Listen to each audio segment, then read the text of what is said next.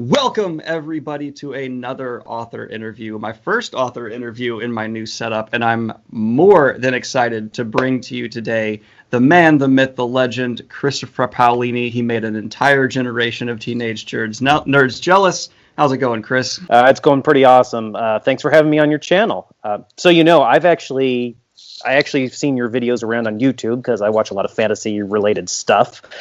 And I started seeing your name popping up, and I was like, oh, what's this guy have to say about, this book or that book? Now, I have seen that you've got a video that's titled something like In Defense of Eragon, and another video that's titled something like Why I Didn't Finish the Inheritance Cycle. So I have not watched either of them, but based off the titles alone, I'll say thank you for the Defense of Eragon, and if you enjoy To Sleep in the Sea of Stars, when and if you get to read that, I think that you might actually enjoy Inheritance, because it really could have been shelved in the adult fantasy section, and I think that's where I really matured as an author in a lot of ways. But anyway, well, I'm excited to hear that, because it was actually one of the big pushbacks in the comment section I got there was people going like, go forward, Inheritance, you'll like the ending. So I've actually been curious about that ever since. Usually my comment section don't steer me wrong in that regard. So I do plan on finishing it soon, and I have a big, beautiful box set right there behind me.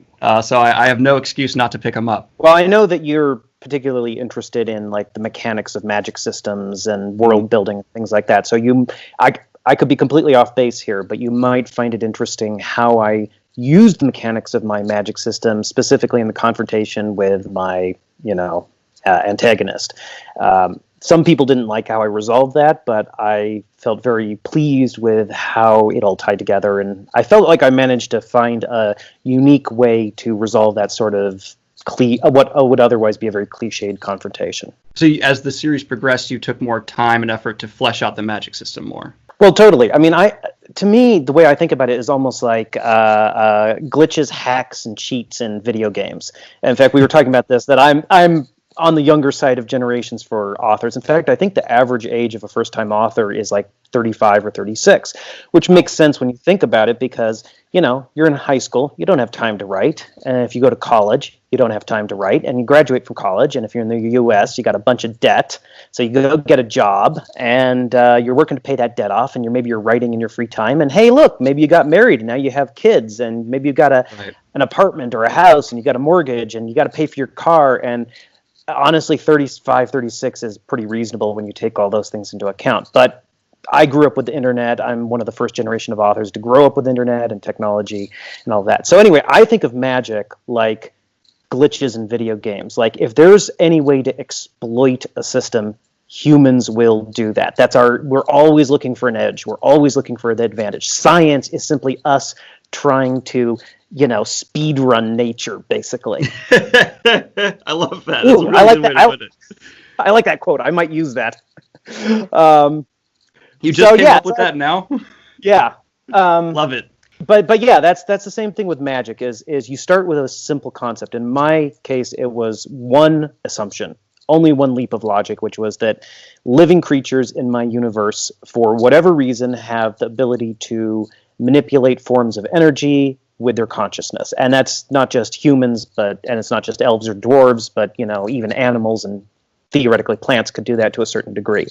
And then everything else was just sort of trying to work that as logically as I could in accordance to known physics. Now, of course, I'm not a physicist, so there are a few gaps here or there, but I felt like it made it a lot more internally consistent than going with a more mythic form of magic where anything's possible and it's really just driven by the emotions of the characters and the needs of the plot. And that's a trend we've seen in fantasy. I think, especially in your career time, become more popular. Having these harder magic systems is the trend now, right? The Lord of the Rings, more softer things are dying away, and we're having these hyper-technical, borderline mathematic magic systems. Is that something that you are, you've said you're going to continue right in the Inheritance series, is that something you're going to continue forward with, or is there a part of you that still kind of loves that? Because after talking, you're a knowledgeable fantasy guy, and I imagine there's got to be a part of you that still loves those older, softer magic systems. Oh, definitely. And there's a lot of power to them because they can tap into that mythic feeling, which I actually really love in fantasy. And it's something we don't see as much of these days.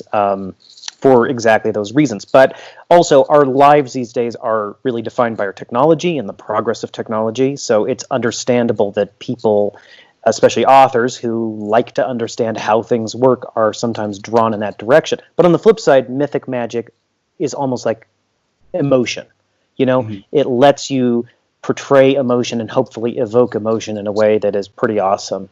It's a hard thing to balance. I did my short story collection, which came out end of 2018, beginning of 2019.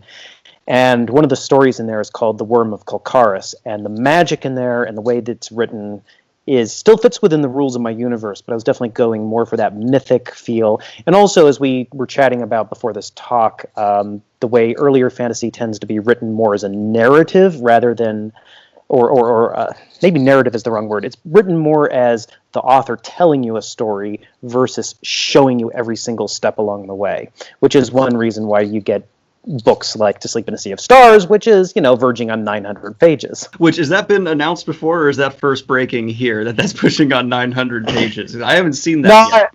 I talked about it before, but I just hadn't sort of seeped out into the general awareness, I think. So I want to bring this up, though, because you're making this step, which I love to see authors do, into sci-fi.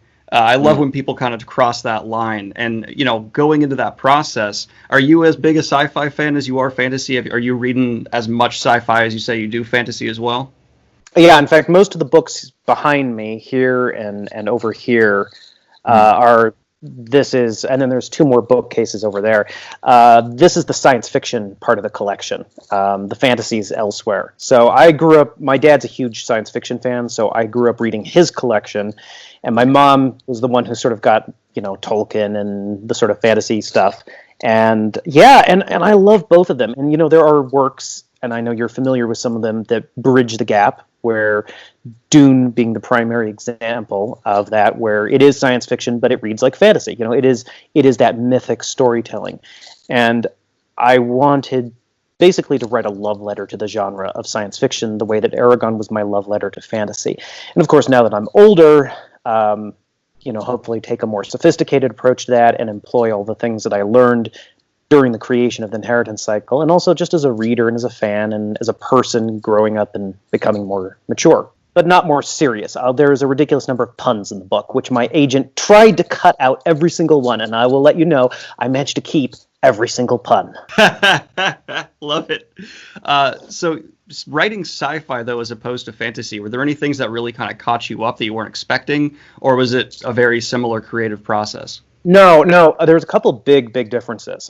First of all is the language. Now, of course, you can write fantasy in almost any setting. You can write urban fantasy or what have you. But writing this sort of thing like the Inheritance Cycle, where it's mythic fantasy, it's high fantasy, it's set in a completely imaginary land, and the technology of that setting is not essentially modern. It's, pre-industrial. The language that you write in tends to be more archaic. You avoid certain modern expressions, certain modern words. Like, you can't say end of the line because end of the line comes from railroads. You can't say that your character in a fight scene that he backpedaled or she backpedaled because that's from bicycle. In fact, that was one thing I noticed with The Way of Kings the first time I read it, that there were a couple of more modern words that kind of made me go, that's an interesting choice. And then I clicked into Brandon Sanderson's live stream signing yesterday, and he was talking about exactly that in the new 10th anniversary edition, they dialed back some of those words to make it feel a little bit more in universe for that book. So when working on the Inheritance Cycle, that was 12-ish years or longer of my life, from 1998 to 2011, where I basically couldn't use my modern vocabulary. And, it wasn't a fully archaic language. It's not like I mentioned the Worm Ouroboros novel to you, which is written in faux Jacobean English. He literally came up with like an entire a prose style for the book. But it wasn't as bad as that, of course, but I was restricting myself. And the language we use every day is what's imprinted in our brains, and you are hobbling yourself. And because I love language so much, that was something I was always butting up against. So that was a big thing, to be able to use a modern vocabulary in a science fiction novel. And then two, the restrictions of the technology. Now, this is something where, again, it's a personal thing. Some people write science fiction, and it's like as with magic, they have a soft technology system. It's like, oh, this is possible. This is possible. Nothing's ever explained. I like to know how things are working. So, for example, if you want to go from point A to point B in a spaceship, you really can't go any faster than the spaceship can go. The spaceship has a limited speed or velocity, acceleration, I should say, and you can't really get anything more out of it. It's not like in Star Trek where Scotty can squeeze a couple more, warp speeds out of that warp drive. No more giving her all she's got. Exactly. So that really limits the logistics in a way, but as with film, as with books, as with all creative things, limitations tend to actually spur ingenuity and creativity. And I found that definitely to be the case, especially since I wanted, and I spent almost a year researching the technology for this book. I wanted a system of faster than light travel that had not been used by any other author or science fiction franchise, which is really hard to think of, that B, and this was the big one, did not allow for time travel, because almost every major FTL system, from Battlestar Galactica, Star Trek, Star Wars, etc., if you really look at the physics of it, it would allow for time travel. And then C, and this is where I tied myself into total knots, does not contradict physics as we know it. That's hard. There's a reason why. There's now, and I want to reassure anyone who's listening to this who might be thinking, I don't want to read a book and get a ton of technical information dumped on me. I don't dump technical information on the readers. It's just like with writing fantasy. You don't info dump about the past 10,000 years of history in the prologue. I'm looking at you, David Eddings. But you could get away with it in the past. You can't do it now.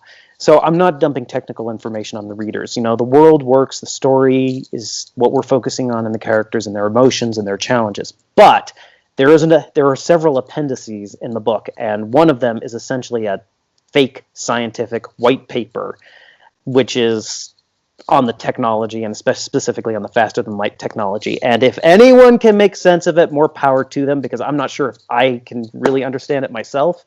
But I had some help from some scientists and who were very, very, very helpful. And I actually found a rocket scientist who has a theory of everything that hasn't been used by anyone, and that was the basis for the system of FTL. And the cool thing is that it kind of looks like FTL we've seen in some other, franchises, but the specifics of it and the implications of it, just like with magic systems, are wide-ranging and are very different the more you start working through it.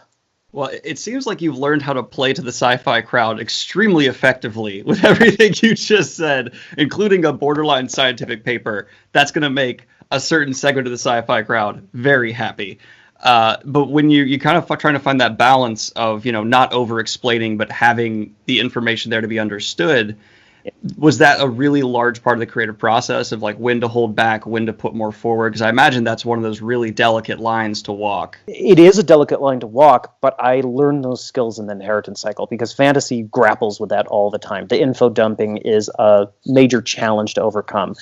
And I actually overcompensated with the first or second draft of To Sleep, where I didn't include enough information. And this was the first time in my career I've had that. I had my early readers coming back and saying, you know what, maybe you should explain a little more on XYZ. Now, there's a sci-fi author that some younger readers may not be familiar with by the name of C.J. Cherry. And she's sort of like a grandmaster of science fiction. And I have a complicated sort of response to her work, because she writes in limited third person, a very technical limited third person. It's so limited that, okay, so how do I explain this? So omniscient is you're a movie camera that can zoom into anyone's head and can see anything that the characters are seeing and can see anything else that the author wants to see. Great. Okay. Third person is you're a camera that is locked onto one person. What the person sees, the author can show you, but you can also see things that the character themselves doesn't necessarily see. So if they cry and they have a tear on their face, third person can describe how the tear looks on their face in a way that the character wouldn't necessarily be able to see unless they look in a mirror. Okay, so it's basically omniscient, but just locked on one person. Limited third person is where the movie camera is inside the character's head, looking out through their eyes. So what they see is what you see, what they experience is what you experience, and if they can't see or experience it, you can't see or experience it.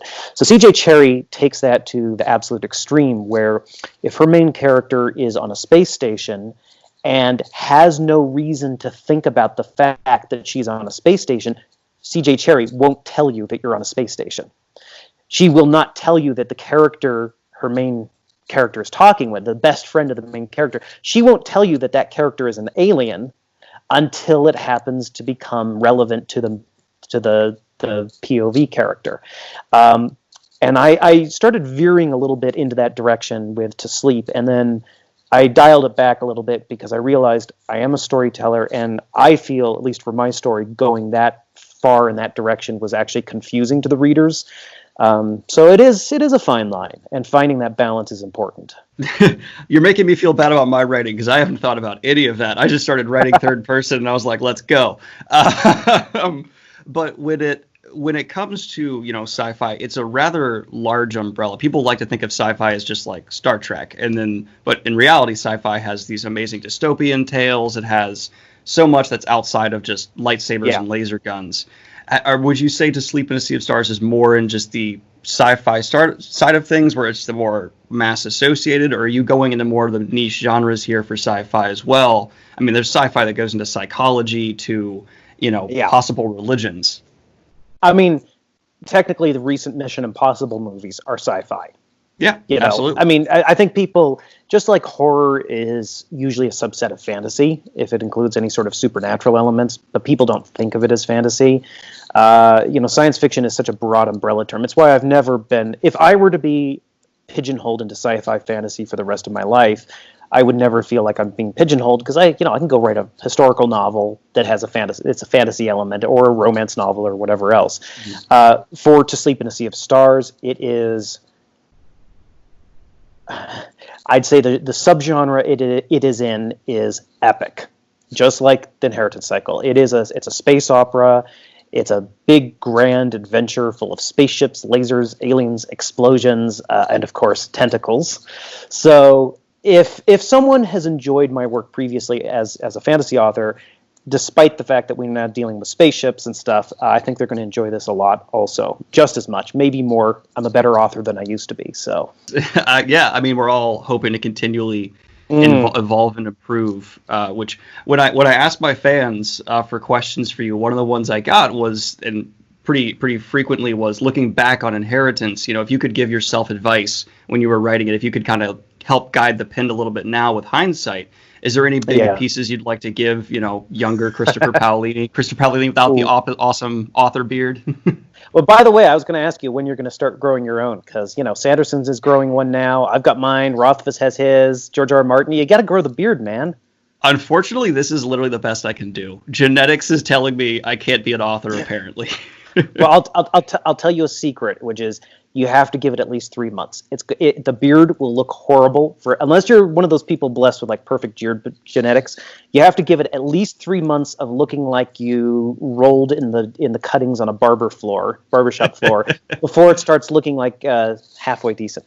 Boy, if I could go back and give myself advice, there's a couple of specific pieces of advice which I'll get to in a second. The big piece of advice I would give myself would be to not feel as if I'm a bad author or doing bad work if I write a sentence, paragraph, chapter, scene, character, story arc, or even novel that doesn't work.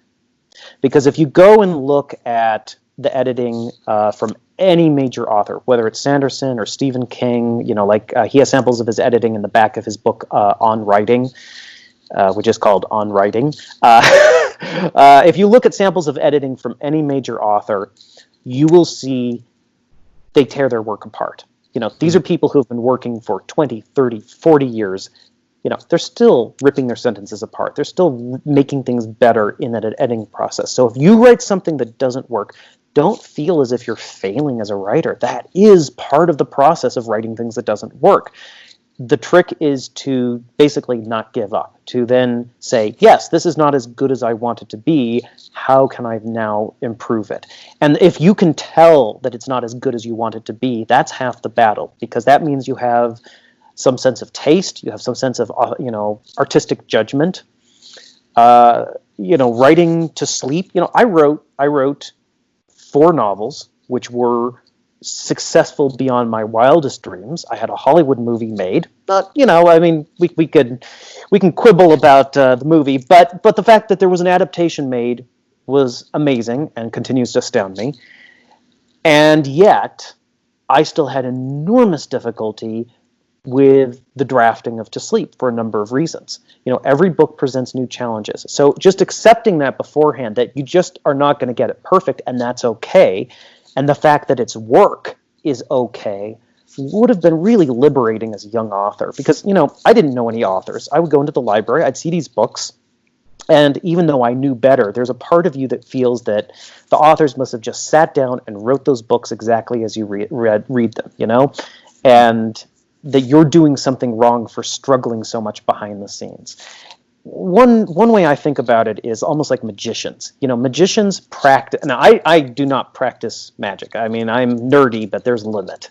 I wasn't going to say anything, but but magicians practice their tricks hundreds, thousands of times behind the scenes, and a lot of times the reason they're able to fool you is because they're doing things in a non-intuitive way. You'd think no one would ever do it that way. That's too much work. But that's exactly what the magician is doing.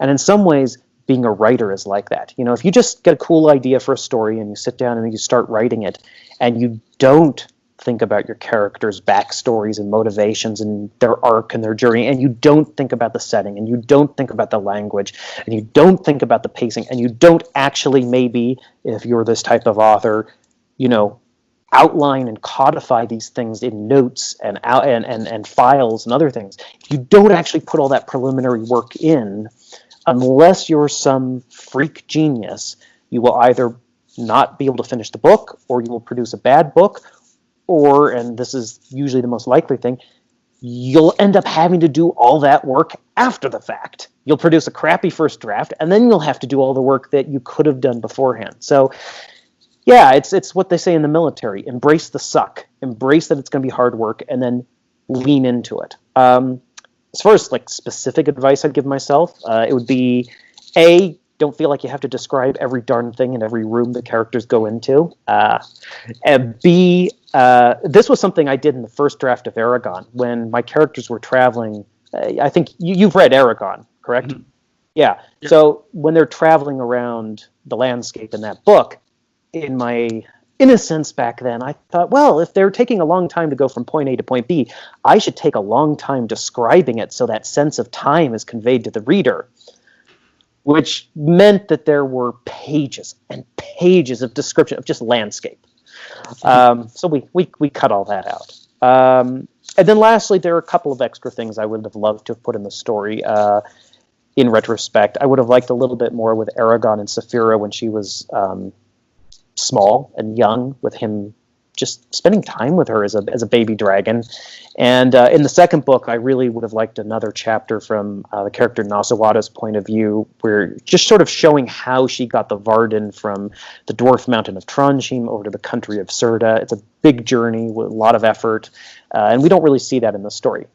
So, and then there's just line by line basis. Of course, I could write the books better now than I could when I started, but I have zero desire to go back and rework them. I'd rather apply that knowledge to new stories. See, the first part of that answer especially, I think, is so important for people to hear, because I get asked writing advice, even though I've never finished a book in my life. And I don't know why people ask me that, but largely what I tell them is be okay failing. That's all right. Failure is part of the learning. And I think coming from you and people like yourself in your position, it's so important to hear that, because I think there's so many writers out there who quit because they're just afraid that, what I wrote this one time is bad, therefore I cannot write something good. Mm-hmm. And that fear, we all feel it. I'm let's see, this year marks what, 22 years I've been doing this professionally. Every single book I've done has done well. I still feel that fear when it comes to writing and creating. And the way I have learned to overcome it is to focus on the things that are more important than the fear to me. And those would be actually telling the story. Those would be all the other stories I want to tell before I, croak. It would just be all the other things in my life that are more important than my selfish fear. And then that makes it very easy to push past it. The other thing that I think aspiring writers have to keep in mind is that you can't fix something that doesn't exist. If you finish a crappy first draft, guess what? You have something you can work on now. You can fix that. You can at least fix that. If you don't finish it, you have nothing to fix. Yeah, that's a good point. It's about, just get it out. get what's in your head out, and then you can go and work on it. Having a broken down car is better than having no car kind of mentality. I mean, I'd still say, do your preliminary work to reduce the amount of work you'll have to do later, but you still want that. You still want that drive, and you still want that push to finish that first draft. I'm very happy you bring up preliminary work, because before every interview I have to do my due diligence stalking of the person, and I've found that you are someone who seems to really like learning how to do things involved in your stories, whether it's forging, weaving, things like you get your hands in the craft. Is that academic for the material, or is that just something you enjoy doing? And how much of it do you bring into your writing? I mean, I think part of it's a personality trait. Part of it is the fact that I was homeschooled as a kid. So I got used to learning how to do things on my own, and I've always been a bit of an autodidact with both the advantages and shortcomings that brings. So, but as far as the writing goes, it's a definite advantage to do things that you are writing about. You get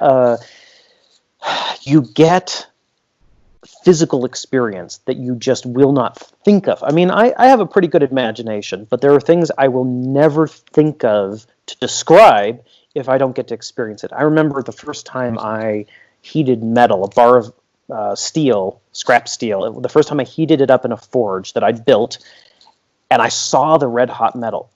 Now, I'd seen pictures of red hot metal, I knew what to expect, but what I didn't expect was that the surface of the metal, where the little pieces of flaking scrap, whatever, is oxidizing, that the surface of the metal twinkles like a field of stars.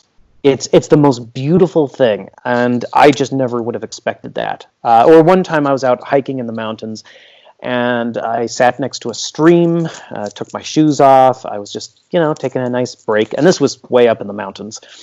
And the water was foaming along the edge of the little brook.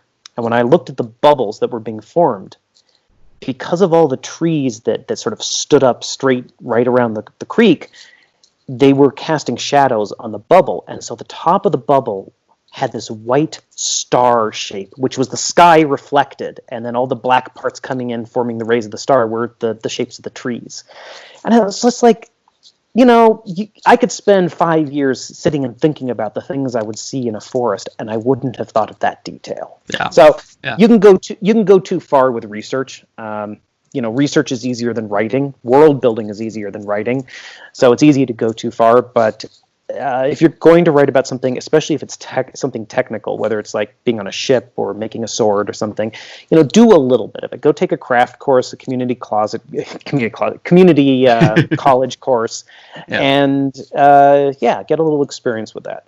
I think that's fantastic advice, because as someone who has experience hiking, camping, things along those lines, I can tell when an author has never been camping or hiking and they start writing about that stuff. It's, you just casually walk through a stream and don't have to worry about your wet socks. There's a problem there.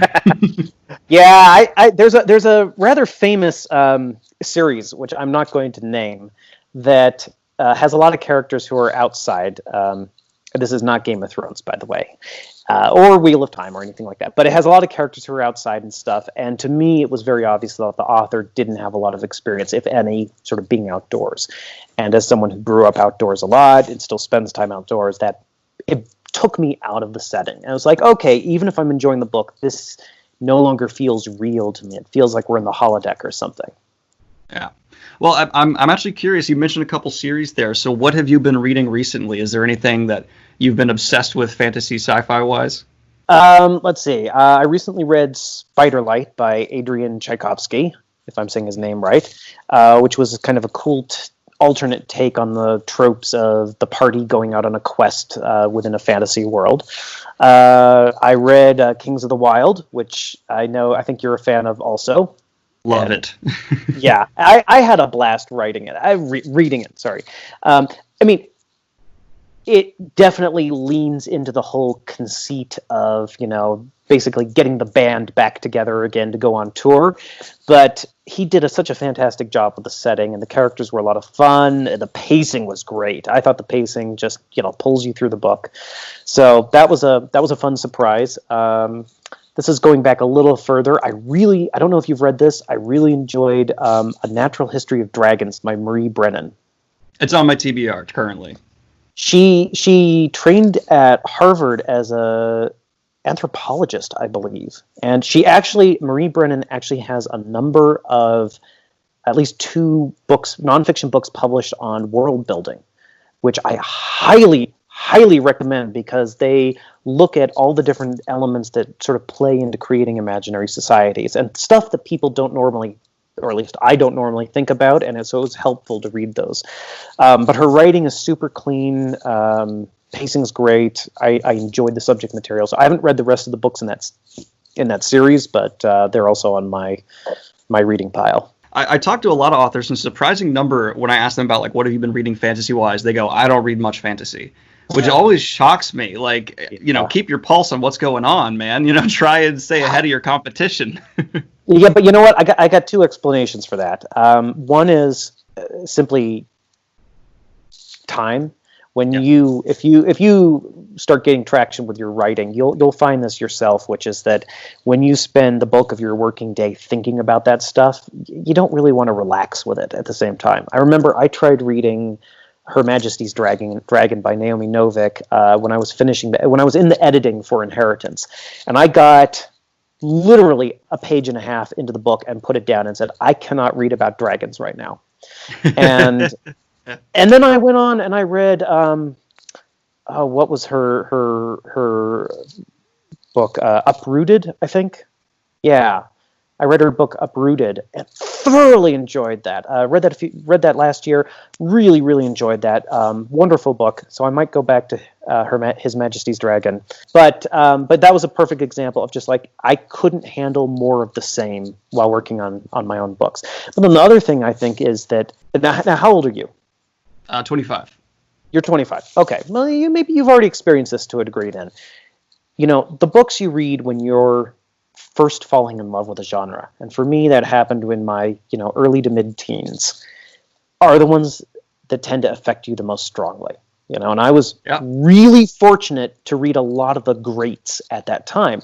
But the problem is I have an emotional connection to those books now. And if I read a book now, because I'm not an adolescent, because I'm not in that same place in my life, it's very, very hard for a book to affect me in the same way. So a lot of times, if I'm really want to think about writing or reading or whatever, I'll go back and reread A Wizard of Earthsea, or I'll pick up Tolkien again, or I'll go look at the Worm Ouroboros or Gormenghast or something like that. And I still read new stuff. I still try to keep up with the times, as you say. And that's also, I think, why we do see genres evolve, because now, let's say the generation of authors who's younger than me, like the young woman who wrote The Poppy War and others, they grew up reading a whole different batch of stories that influenced them emotionally than I did, and so they're pushing the genres forward in other ways, and that's just the way the culture and the conversation goes.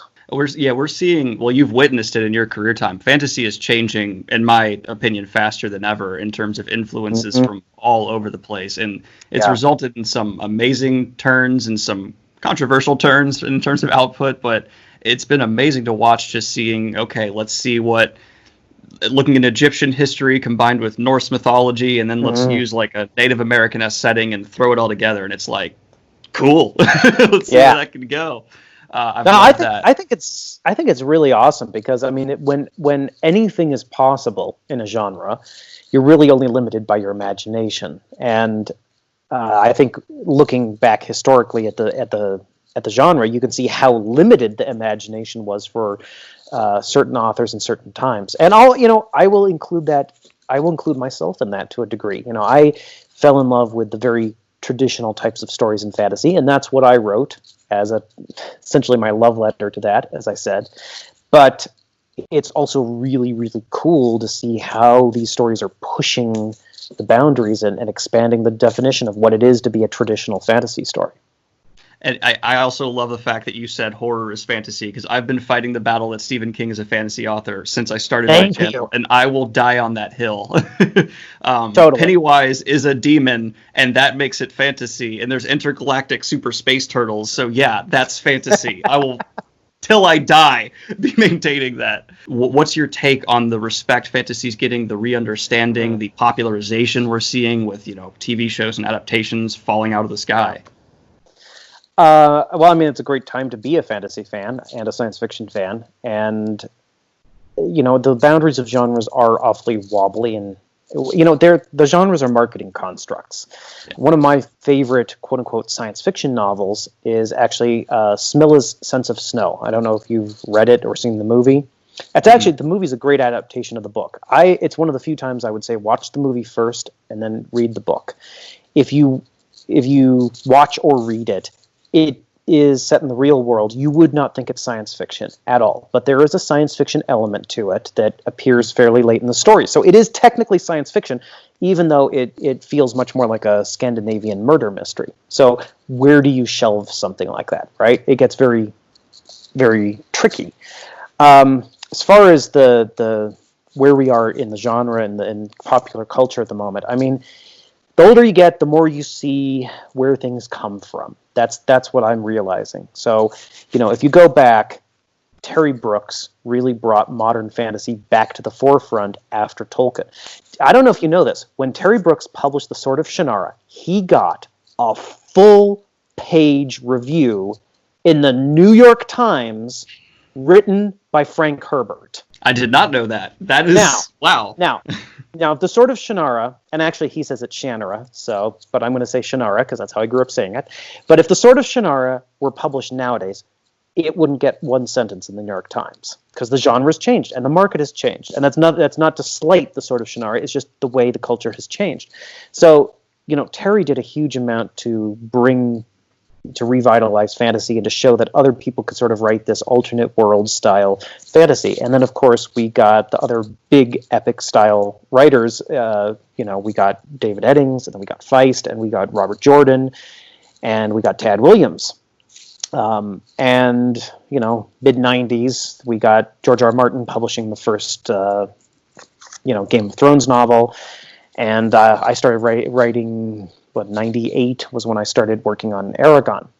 Now, from my point of view, looking at all of this, starting with Eddings and Feist and Jordan, fantasy was exploding in popularity in the culture, but it hadn't made it through to like movies or television. And what made that possible was computers, because without CG, effects, you couldn't show this stuff, and of course the Lord of the Rings films are where that really just blew the lid off of it, and the Harry Potter films. But I actually push back to even Jurassic Park. I think Jurassic Park CG dinosaurs was okay. Now we can do dragons. Cool. Mm-hmm. Yeah, I mean there was Dragonheart and all of that, but I mean.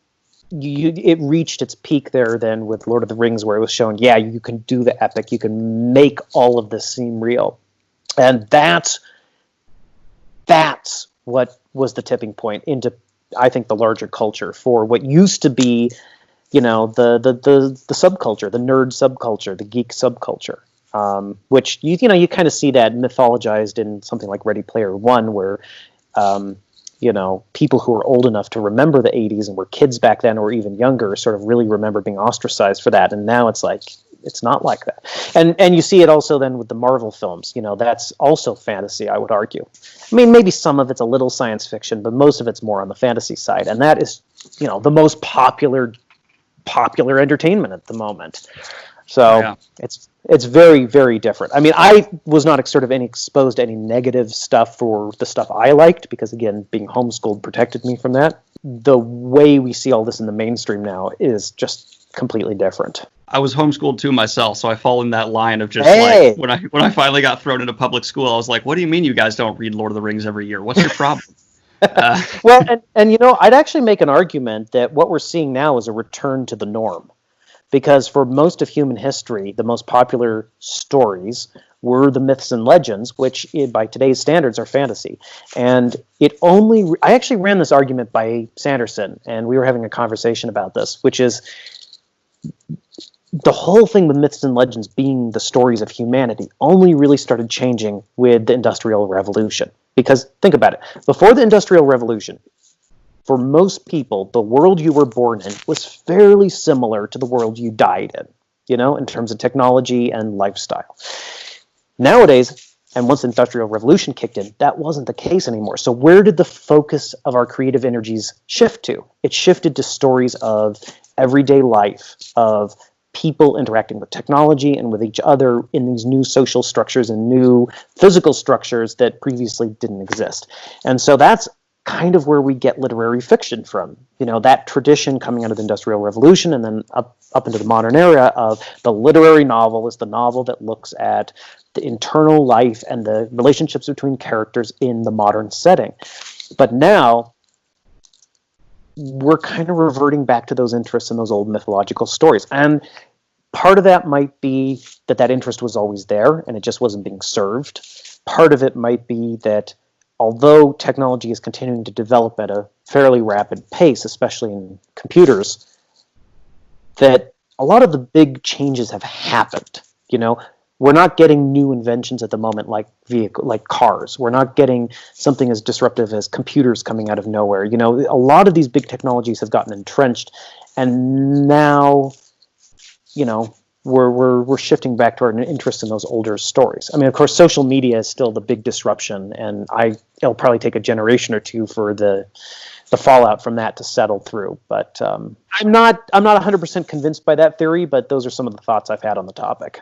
I think you're definitely onto something interesting there in terms of not out of the ballpark of reality of what's going on. And I also would say you could see a similar impact on science fiction, where we've seen science fiction go from this technology focus that was very prevalent back in the days of iRobot, things like that. Okay, here's practical things going on, where now a lot of the sci-fi coming out is more humans mean nothing. We're this speck of dust in this infinite void, and isn't that terrifying? Which has always been there. Don't get me wrong. That's all the way back to the old times. But I've seen a lot of modern sci-fi be more like survivalist stories, or technology's not the thing being explored as much, whereas it's philosophy, it's ideas, it's characters. And I think that's a result of a similar thing you're talking about. Well, I think there was and I don't know if this is still the case, but there was definitely a time with science fiction where, okay, so you had the classics, you had your Asimovs and your Clarks and your Heinleins, and a lot of the technology was very, in some ways, retro to us. I mean, yes, it was the future, but they're using slide rules, and everything's nuclear powered, right? And then we got the people who grew up reading those authors start to write science fiction themselves, and especially sort of mid to late 90s, early 2000s, a lot of science fiction got very, I want to say, like esoteric. It got so far future or so, post-human in some ways. It kind of got hard to relate to.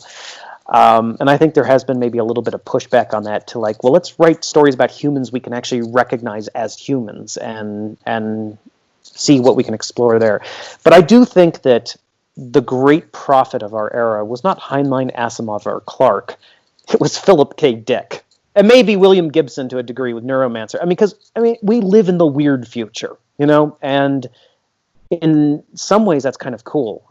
Tad Williams did a sci-fi series called Otherland, and one of the things he did in that was at the beginning of each chapter, he had these fake news headlines from his future, which were fairly outlandish. And nowadays I look at the headlines now and I'm going if someone wrote these headlines in a science fiction novel 20 years ago, no one would believe these headlines. They'd think you were writing satire, right? Yeah.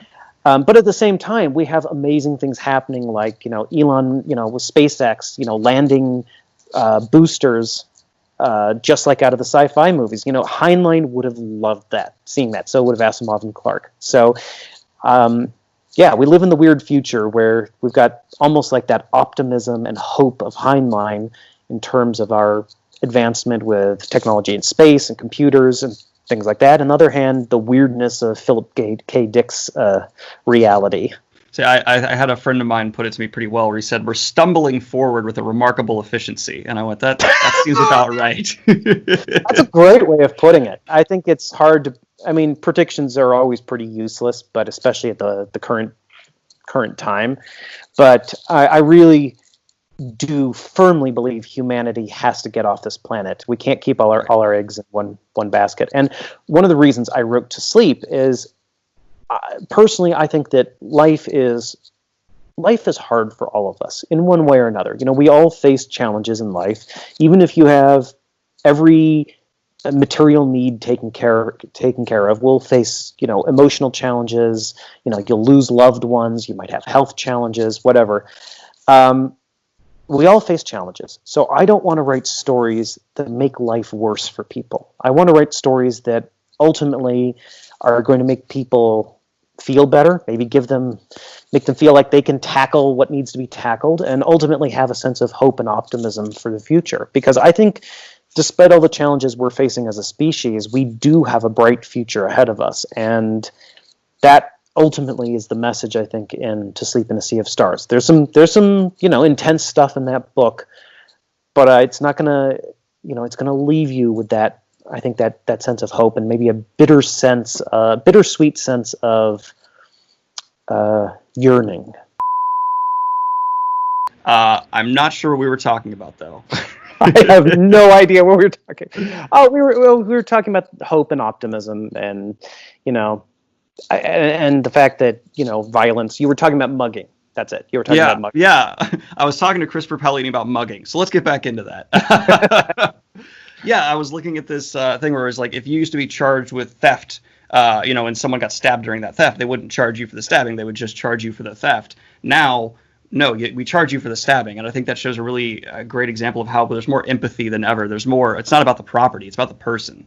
You know, that's what matters in a crime. And I think that's a beautiful part of human evolution, our cultural shifting. And I think it's important to say, you know, that's not to downplay the challenges that people do face, you know, nowadays, because there are certainly significant challenges, and we're hopefully going to address those as a society and improve in as many ways as we can. But yeah, no, I mean, the attitudes do change. And if you grow up on, you know, a ranch or a farm, or, you know, out in the wild somewhere, I think it is useful in a way, because you get a different, you get a better sense of how nature works when you're not thoroughly protected from it.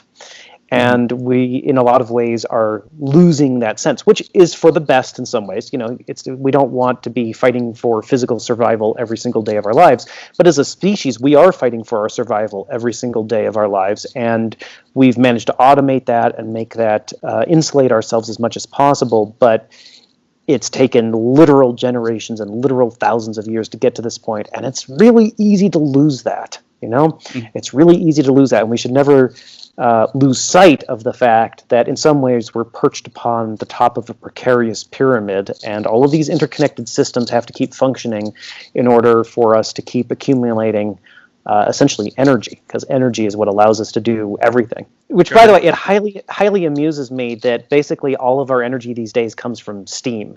Wait, is that a real thing? Yeah. How do you think we generate electricity? Burning coal. Yeah. And what do you think the nuclear power reactor does? It heats water. That's right. You're absolutely right. And actually, there are some spaceship designs where it's the same sort of thing, where you're actually boiling water to generate electricity. And even in the Expanse, I think they have like some RCS thrusters and stuff, which are powered by steam, essentially. Wow, yeah, you're right. Yeah, so for all of our technology, we still generate most of our electricity by boiling water. I'm going to be sitting there trying to go to sleep tonight, and in my head, I'm going to be thinking, we're just still sitting around that campfire boiling water. Got it. Yeah, the only ways we do it that sort of bypass that are, you know, solar, wind, and geothermal. But even then, sometimes you know, storage. That's a separate issue. We're going down a rabbit hole. So I had a lot of fan questions because people were excited to hear you'd be on the channel. So I'd love to get through some of these if you wouldn't mind. Yeah. Just some music. Will you write or no? Yes, music, but with two caveats. It needs to be without lyrics that I can understand, because that distracts. And It needs to hopefully be something I've listened to enough times that it just becomes background noise. And third caveat, I tend to try to match the mood of the scene to the music and vice versa. Otherwise, it's too jarring. But okay, is there any specific playlists that you can recommend for fans who want to write like Christopher Paolini writes?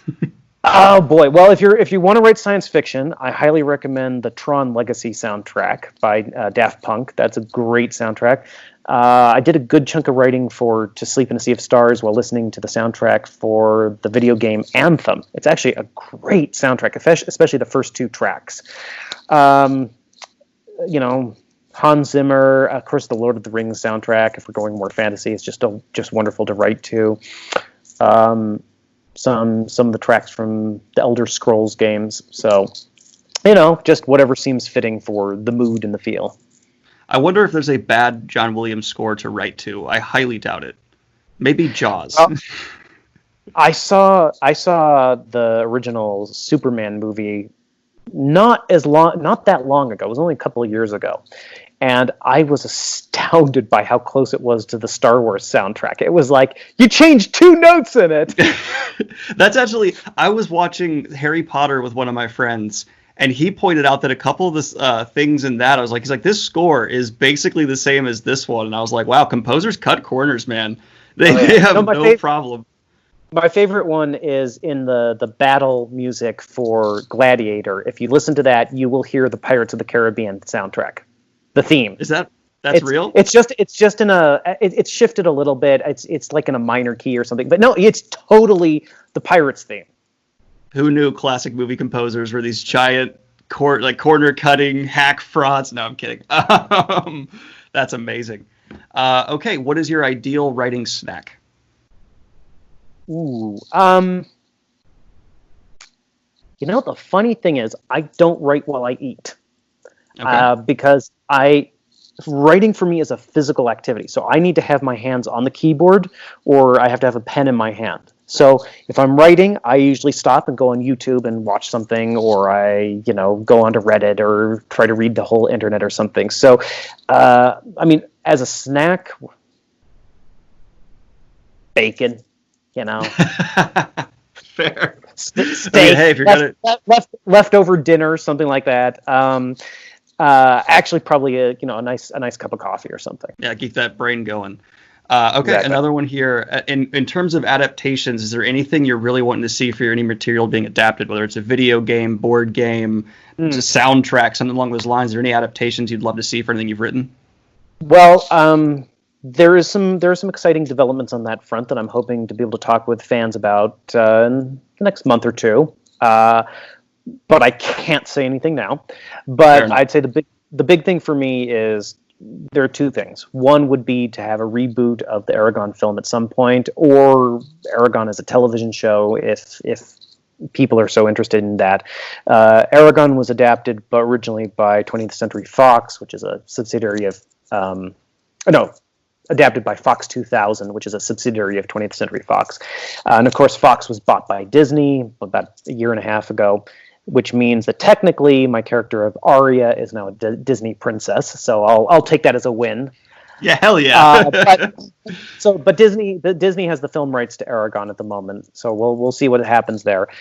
With that, and with any possible adaptations of To Sleep, and whether it's film or tabletop, RPG, or whatever else happens, I want to be involved. I want to have as much control as possible. And if there is a film adaptation of To Sleep in a Sea of Stars, I will be writing the screenplay, and also the same for Eragon. I'd love to hear that. And I'm also just gonna, my slight little nudge that we need more sci-fi board games. So if you have the option, I'd love to see it. I love sci-fi board games. Something about that setting makes me 1,000 times more invested. Well, good. I mean, the nice thing with To Sleep in a Sea of Stars is I own all the rights to it online, and to the Fractalverse setting, which is To Sleep is the first novel within the Fractalverse, and actually this is my first time talking about it right here with you. I mentioned it briefly with Brandon Sanderson on our chat, but I haven't really discussed the Fractalverse very much. So it's a expansive setting. It goes into the far future, goes into the past, and it includes the real world.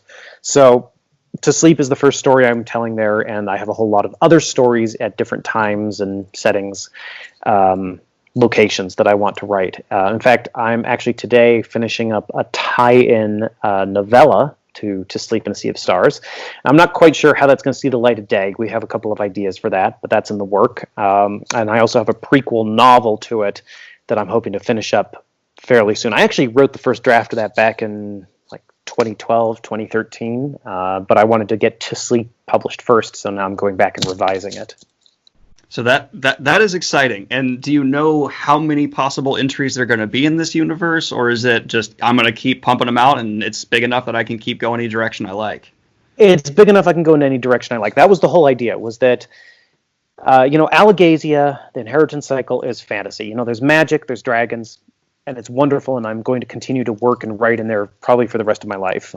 But I wanted something that was bigger and would allow for a lot more types of stories, and so that's what the Fractal Verse is. If I want to go write a modern-day romance set in New York City, I can do that in the Fractal Verse, and it will actually tie into, a far future space opera like To Sleep. Okay, that's really cool. And you said Modern Earth exists in this universe as well. Yeah, it totally does. That means technically I'm a character in it, so I'm very happy to hear that. The question is, do I go full Stephen King and make my own books and make myself a character in my own universe? But that is one of the I still don't know how I feel about that decision. It's definitely one of the boldest decisions I've ever seen an author make. I don't know. I can't imagine writing myself. It's just an odd thing to do. I think I enjoyed it because I enjoyed the fact that he was so openly grappling with his mortality, and doing it as honestly as I think he could within that fantastical framework. So whether or not that breaks the suspension of disbelief completely is another question. But just as someone who, you feel like you get to know Stephen King as you read his books, and to a degree that's true. To a degree it's completely false, of course. But to see him grappling with that after he was hit by that van. I thought there was some power in that. Oh, for sure. He is the master of polarizing his fan base, and there's people who get it and love it, and there's people who get it and still go, yeah, but it's really weird though. Yeah. So another question we have here, which I think is a pretty interesting one. So what branches of science fiction it actually kind of ties into this whole universe. What branches of science fiction really interest you for writing that are not traditional sci-fi? So are you interested in trying to maybe do like a dystopian world or anything along those lines, pulling more from Octavia Butler or George Orwell? Are those interesting paths you'd like to go down? That's a really interesting question. I mean, there's part of me that is inherently a pulpy writer. I grew up also reading like E.E. Doc Smith with the Lensman series and things like that. So there's part of me that's definitely a pulp writer to a degree, but then there's part of me that really enjoys the weirdness. Everything from Gene Wolfe to Jack Vance to Philip K. Dick and others. So yeah, there are some ideas I have that are actually exceedingly weird that would fit within the Fractal Verse, and whether I do them as full-size novels or short stories, it will still fit in and give me the opportunity to write those. I cannot stress enough how much I encourage every creator to get weird. So you have my absolute blessing there. Not that it means anything, but yes. And then that's pretty much all the questions we had here. Thank you so much, Christopher, for being willing to come on the channel here. I really appreciate it. Well, thanks for having me on the channel. This has been a lot of fun chatting about the book. And once To Sleep is out, maybe we could have another conversation. Although I'll warn you, I'm not going to watch your review video because just for the sake of my own sanity, but I do hope you like it. Yeah, as far as the promotion goes, we have a pre-order link for the book, which is actually going to let you get a signed copy, which is really exciting. And I am currently signed up to sign 23,000 book plates and tip-in sheets for various editions of the book prior to publication. So that's keeping me busy. And then we're also doing a virtual tour for the book in September, and we'll have the link, but the information is also on my social media. So I'll be doing different events for different stores. It'll be hosted online, and the first 100 people who register for each event are going to get signed copies of the book. To register for the event, I think you're going to actually have to order a copy of the book from the store or something like that, but they'll have the specifics on the stores. At each event, I'll be talking, I will be reading, telling bad jokes, and a lot of it is going to be done with other authors. We're going to have some really cool people coming in to chat with me about the book and have a fun time with the audience. And we're going to be announcing those guests in the next couple of days. So keep your eyes out for that. I'm really excited about it. I am too. I look forward to it. I'll have, through the magic of all the editing, all the information on screen, and I really look forward to seeing how all that goes. Awesome. Well, again, thank you so much for this conversation. It was a lot of fun, and I look forward to chatting in the future.